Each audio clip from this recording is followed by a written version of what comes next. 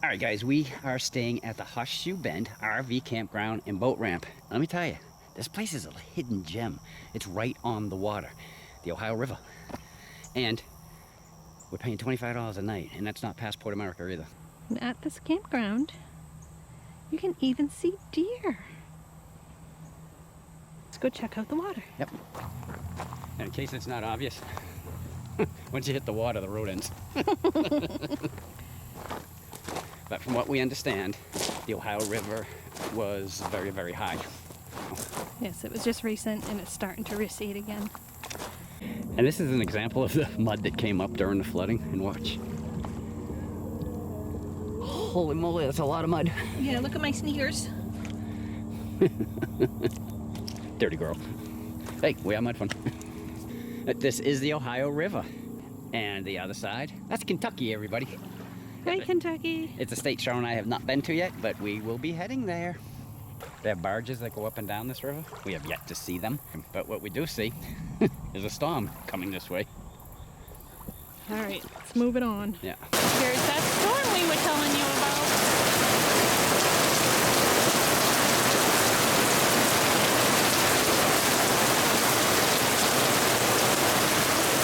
about. Welcome to Santa Claus, Indiana, everybody.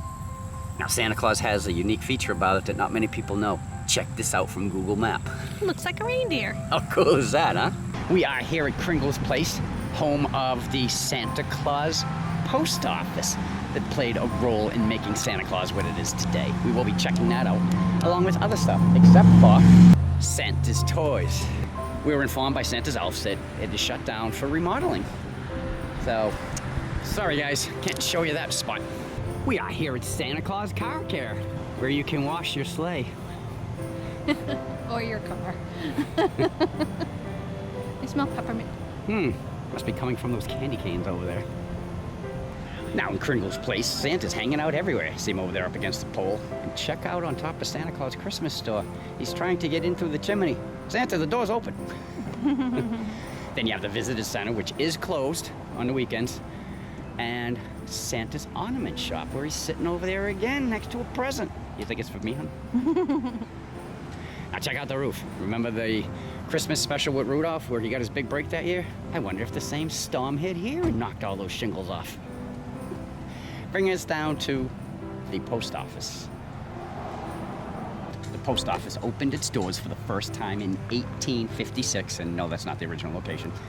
And by 1914, the postmaster, James Martin, took it upon himself to start answering the letters the children wrote to Santa.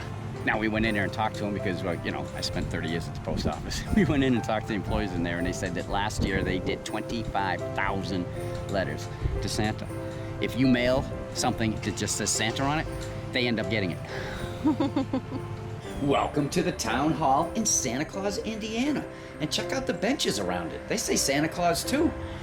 There's also a huge statue here of jolly old Saint Nick, but this statue isn't original. It's a replica of the real one that is actually 22 feet tall in what was once known as Santa Claus Park. And guess what? He's still there. That's where we're headed next, so let's go check it out. Let's go. We are at the Santa Claus Museum and Village. They have the original 1935 Santa Claus statue here, the original post office, and the historic Santa Claus Church. Now down to the left is where the museum is, and right in front of you is the original post office that was moved to this location. And beyond that is the church that was also moved to this location. And as she pans even further to the right, that is the original Santa Claus that was dedicated in 1935 to the children of the world for undying love. Let's start checking this stuff out. Starting our tour in the Santa Claus Museum, we saw lots of artifacts, pictures, official historic documents, and old toys. There's even a display case here honoring James Martin, the 14th postmaster who began answering the children's letters to Santa Claus in 1914. There are also exhibits such as this one honoring Jim Yelig, who was considered to be the ideal Santa Claus. Santa Jim had more than 1 million children sit on his lap and was featured in all the major parades and on TV. He was Santa for over 4 decades. That would have made him my Santa. There's also a section that contains letters written to Santa, dating back to the 1930s. I mean, check this one out from 1938.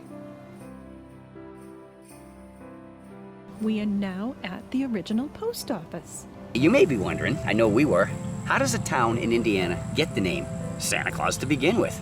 Well, there are facts and there are legends about that. The facts are that the town was actually established in 1854 as Santa Fe.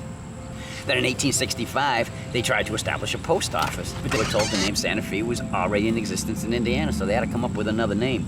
Now the town wanted to keep the Santa part of the name, and how they chose to actually call it Santa Claus instead of Santa anything else, well, that's part of the legend. And this is where the kids come to write their letters to Santa.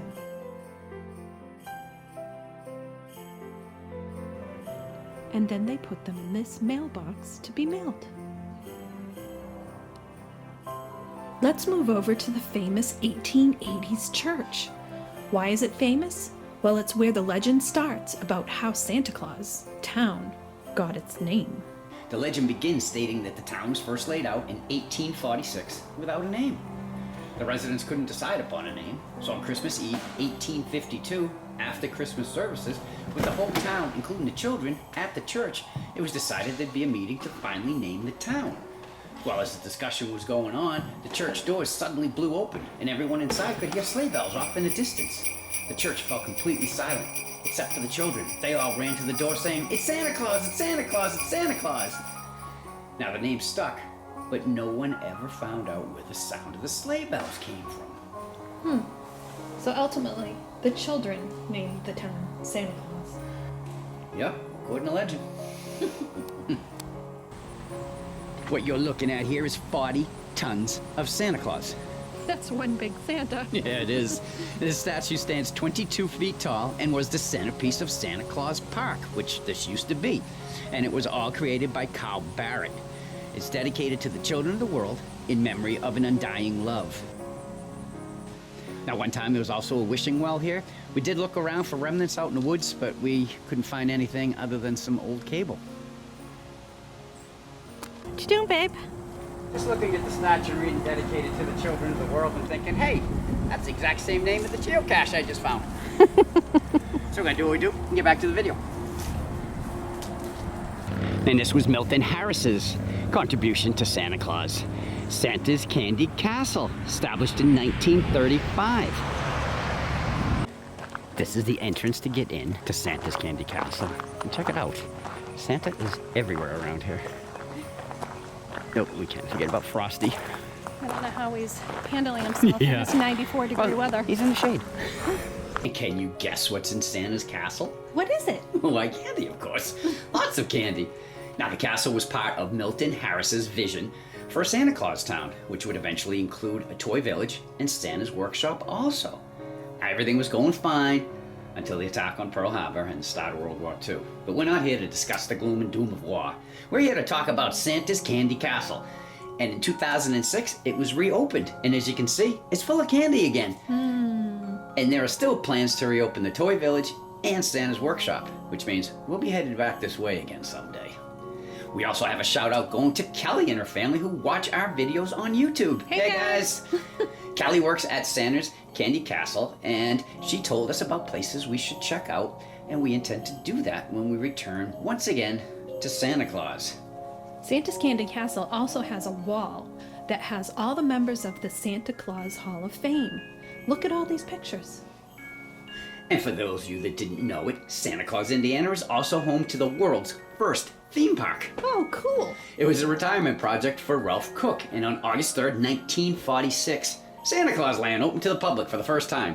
In 1984, the name was changed to Holiday World, and in 1993, a water park was added, and the new name became Holiday World and Splash and Safari. So, hon, how did you enjoy Santa Claus? I loved it. It was fun. Definitely worth the trip? Yes, definitely. All right, we're going to head down the road now to our next adventure. All right, guys, we're going to take you to the Lincoln Boyhood National Memorial. We are here at the Memorial Visitor Center of the Lincoln Boyhood National Memorial. Yep, this memorial building is Indiana's tribute to Abraham Lincoln and his family.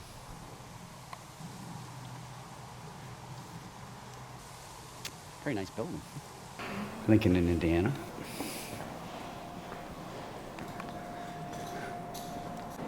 Looking at these two portraits, can you guess who they are? Yep, that is Thomas and Nancy Lincoln, the parents of our 16th president, Abraham Lincoln. Now going through this room here, it's all about Abraham Lincoln's formative years, age 7 to age 21, when he was living here in Indiana with his family. Now his mother Nancy, she passed away due to milk disease. She was only 35 years old, and he was 9 years old. That was back in 1818. Now we're going to follow the walkways beyond this plaque, which will lead us to Abraham Lincoln's mother's grave. Then we will continue along the path leading to a recreated 1820s living farm and one of the foundations of the cabins in which the Lincolns lived. Pioneer Cemetery. Abraham Lincoln's mother is buried here along with other Indiana pioneers. And there it is. That was Abraham Lincoln's mother. According to the sign, the grave was left unmarked until 1879, when this tombstone was erected. We've arrived here at the Living Historical Farm, and check out the red Devons. I don't think the baby knows that Mama's just about done milking her.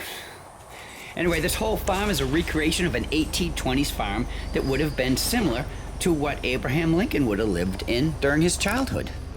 This is how they would get upstairs back in the pioneer days. But was this a replica of the Lincoln cabin? Yes, Abraham wrote later in life how he remembered climbing the pegs to the upstairs. No? Yes. Go for it, babe. Wow.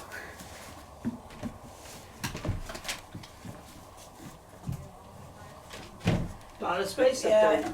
Yeah. After Abraham's mother died, Nancy Hanks Lincoln, then he went back to Kentucky and married Sarah Bush Johnson, who they knew before they moved up here. You're looking at the bronze remains of the Lincoln Boyhood home.